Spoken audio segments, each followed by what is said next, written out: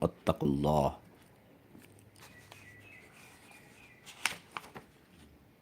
ওয়ালামু আন্নাকুম মুলাকুহু ওয়া বাশশিরিল মুমিনিন।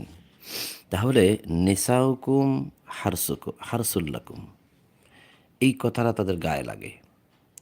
কারণ তোমাদের স্ত্রীগণ তোমাদের শস্যক্ষেত্র। ওই স্ত্রী শস্যক্ষেত্র হলো কেন? স্ত্রীকে একদম আল্লাহ নাকি পচাই ফেলাইছে। এই অনুবাদে বলে আল্লাহ স্ত্রীকে পচাই ফেলাইছে, আল্লাহ বলে এভাবে বলে নাই। তা হার্স শব্দের অর্থ কী? গুগলে সার্চ দেন, ইন্টারনেটে সার্চ দেন, ইউটিউবে দেখেন, ডিকশনারিতে দেখেন। হার্স অর্থ ফসল, ফসলের ক্ষেত, ফসল ক্ষেত। তো নিসা অর্থ তারা অনুবাদ করছে দুর্বল, দুর্বলদেরকে শ্রমিক বানাও।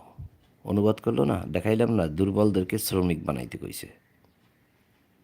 তো এমনিতেই দুর্বল, আরও শ্রমিক বানাবে তারা, মানে একদম পিষে ফেলানোর জন্য। নিসা নাকি দুর্বল, নিসা অর্থ নারী নয়, এটা হল